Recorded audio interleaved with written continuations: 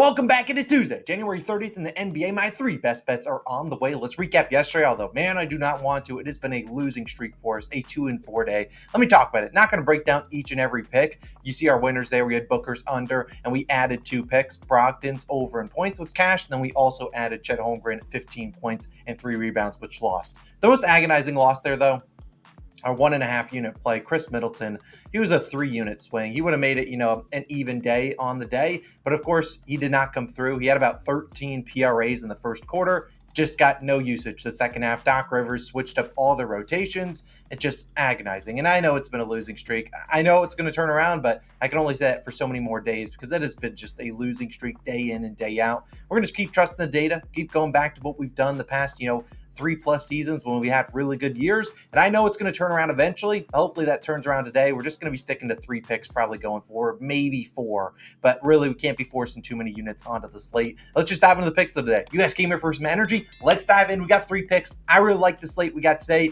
2-1. Hopefully, at worst, a 3-0 sweep would really bring back some good vibes for the channel. Start with the first pick. Spicy P, Pascal Siakam over 18.5 points, -125 on BetMGM. Siakam, I would play at 19.5. In my experience, if Pascal's going to score 19, he's probably scoring 20 as well. And I really like this matchup today in Boston taking on the Celtics. Now, obviously, you look at Pascal, he's no longer a member of the Raptors, although they did not update his headshot. They normally don't when the guys get traded. He is obviously now on the Pacers, no longer on the Raptors. And Siakam is slated to play his 7th game with the Indiana Pacers, and actually it should be only a 2nd game with Halliburton, who is expected to play. And in their first game together, which was obviously, a week or 2 ago, he scored 21 points. He did struggle with foul trouble, so didn't play a ton of minutes. He did miss 4 of his 6 free throws, still came through. Now, obviously, with a guy like Halliburton out there, that's a Halliburton. What do we know about Tyrese? He's a pass-first guy. He's going to try to make Siakam's job as easy as possible. And in the 6 games with Indiana, Siakam's been playing pretty decently, 21, 15, and 16, kind of finding his footing in this offense. The last 3 games, though, 26,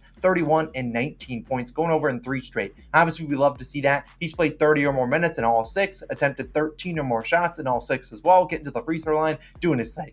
Now, obviously, we see a discount in Pascal Siakam's line because when you bring back a guy like Halliburton, you're like, all right, he's going to shoot a good amount. However, we know Halliburton, like I said, very pass first. And if Siakam's open, Halliburton will pass up the shot to get it to his teammate. And the Celtics are a team that do not give up a ton of assists and don't give up a ton of catch and shoot opportunities. Good for us. Pascal Siakam, not really a catch and shoot guy. If he's catching and shooting, it's probably because they're wide open and hopefully he's knocking them down. But Siakam going one-on-one is kind of what we want. And that's basically what Boston makes you do, is go one-on-one and beat them. And Siakam's been able to do that for the large majority of his career against Boston. His last 9 games versus them, obviously all as a member of the Raptors, played very well. Averaged 25.4 points per game versus Boston in these last 9 games. He's hit this over in 7 of 9, including 3 of 4 at Boston. His 2 misses, though, it's not like he was far off. He scored 17 points, just a bucket away. The problem was he shot 35% or worse in those 2 games. So that volume obviously was a little bit more with the Raptors than he probably will be with Indiana. But I also just don't think Indiana has a ton of great guys that can go one-on-one and beat you. I mean, that's not really how their game plan, that's not really how their offense goes. And we also look at they have a big injury report. Not only Halliburton's on the injury report, obviously if Hallie doesn't play,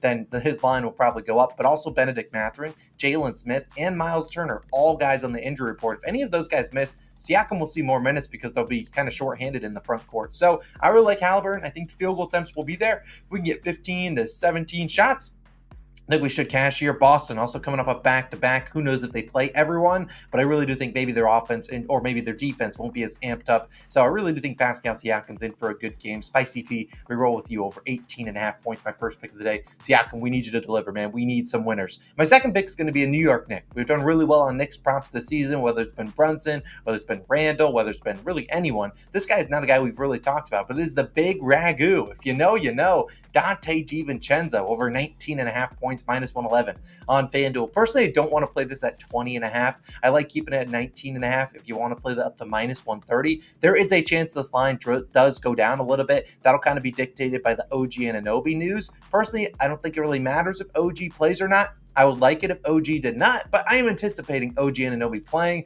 and I will take this over regardless if Anunoby's out there or not. But obviously with Anunoby on the injury report, The main guy that's really out is Julius Randle. And let's talk about the last night. Last night they played against the Hornets. That was a game with Randle and OG Anunoby out. DiVincenzo, 28 points, 10 of 22 shooting. Did have 6 rebounds and 5 assists. If you want to take his PRA line, that's about 28.5. He had 39 PRAs. But the man actually didn't really shoot too well. 5 of 15 from the three-point line, but he did play 42 minutes. Now, obviously, if Anunoby returns, I don't think if DiVincenzo gets 22 field goal attempts, but I think he's going to get a lot of attempts regardless, and I really like this matchup for him. Obviously, Jalen Brunson's going to do his thing. His line's like 32.5 points. He'll get his usage, but there's going to be minutes when he's not on the court. I feel like they're going to need a guy like DiVincenzo to kind of carry over those minutes and try to be aggressive in that spot. And we look at the other players that are going to be in the next rotation outside of Jalen Brunson and Donte DiVincenzo. Maybe Anunoby if he returns. Obviously, he's there. But Josh Hart, Precious Achiuwa, Isaiah Hartenstein, Jericho Sims, those are 4 guys in the Knicks 8-9-man rotation tonight that really don't have a ton of usage and don't shoot the ball a ton. Heck, Achiuwa, Hartenstein, and Jericho Sims don't really shoot it at all unless you're like spoon feeding them. So I really do think this is a spot where they're going to need Donte DiVincenzo to play well and play a lot of minutes in. And we've seen the Jazz, who they play again tonight, is a good matchup for catch and shoot guys like DiVincenzo. The last 10 games, Jazz have allowed the 6th most catch and shoot threes, allowing a 40.3% shooting percentage on those catch and shoot threes. And we've seen last 10 games, 2.7 catch and shoot threes per game for DiVincenzo on 7.5 attempts. Not shooting the best percentage on those, but still number 1 on the Knicks in both of those categories. He's their catch and shoot specialist, and if Jalen Brunson gets doubled, probably he'll be open, and I think Donte will have some chances to knock down some shots. Also, I really think the Jazz keep this game close. They are a fast-paced team, and last night they got smoked by Brooklyn. Lost by like 35 points. They stayed in town. They're going to be play better today, and I think they keep this game close, if not have a chance at winning outright against the Knicks. I know that's crazy to say, but I just think based on the line, they would have made this like an 8-point spread if they thought it was a blowout. I think this game's close. DiVincenzo probably sees close to 38 to 40 minutes. I think he gets closer to 15 to 20 shots again. Obviously, I hope Anunoby doesn't play, but if he does, I still really like Donte DiVincenzo, so that could be why a line could go down for Donte. But the big Ragu will deliver for us. Give me over 19.5 points. And my third and final play of the day, if you looked at the card or the games on today, you probably would know what this one was because it is Jaylen Brown over 31.5 PRAs, minus 120 on BetMGM. I take this at 32.5. I kind of even consider it at 33.5. This has just been a system for us this season. Jaylen Brown versus the Pacers, check. Sign me up. I'm all in. Jaylen Brown has just torched the Pacers. We've been on his overs every single time they played each other. We're back on it today. Now, in 3 matchups this season versus Indiana, Brown has scored 30, 31, and 40 points. So nearly hitting the over in just points alone. He's at 39, 36, and 47 PRAs in those games. He is now over this line in 9 of his last 11 versus Indiana. And his 2 misses, one game he had 24 PRAs, only played 25 minutes. The other one, 31 PRAs, but he shot 8 for 23 from the field. Yeah, that's not too great. Now, obviously, Indiana's defense, they do certain things really well, certain things not so well. What they do really well is limiting 3-pointers. I think they allow almost the fewest catch and shoot threes in the league. They run you off the 3-point line. Great for us is because I don't want Jaylen Brown shooting threes tonight. Now, obviously, he can shoot them, but in my opinion, and I think anyone else's opinion, Jaylen Brown is best when he's attacking the hoop, getting to the mid-range. Those are his bread and butter, and that's where we wanted to be, and that's what he's done exactly against the Pacers, and that's because that's what they beg you to do.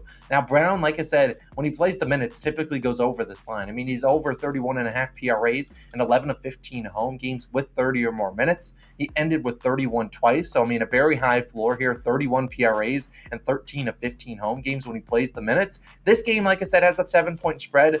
God forbid this is a blowout. We probably take an L on Pascal Siakam, but I think this game's close. Celtics coming off a back-to-back. Normally teams that coming off back-to-backs typically don't have a great job covering the spread. And they had to play a hard-fought game against the Pelicans. This feels like a close game. The Pacers maybe could get a lead here. Jaylen Brown to see the minutes. And I really think this is just a great spot to back Jaylen Brown. He's always dominated the Pacers. I think this is another great spot to back him. Worth noting, like I said, they're on a back-to-back. There is no guarantees that not only Jaylen Brown actually plays, Jason Tatum, Kristaps Porzingis, Drew Holiday, Derek White. No guarantees all these guys play. So I think at the end of the day, if one of those guys is ruled out, maybe we get some more usage for Jaylen Brown. And if Jaylen Brown doesn't play, no harm, no foul. It's not like it's going to hurt us if we get our money back. So I really like Jaylen Brown is over in PRAs. Typically, I would just do his points, but I like him for a chance at rebounds. And if you look at his assist numbers against the Pacers, haven't been great. However, he's also had a lot of potential assists. Just guys aren't knocking down shots. So he's probably due some positive regression in that area. But Jaylen Brown, we're rooting for you, man. Go dominate. We need you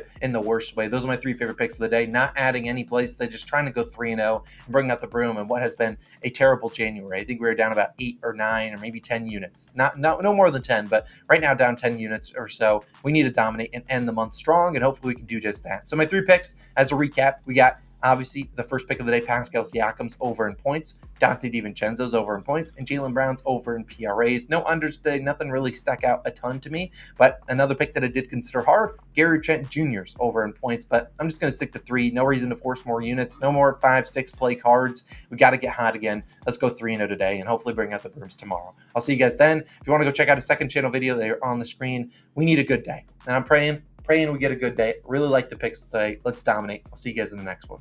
Peace.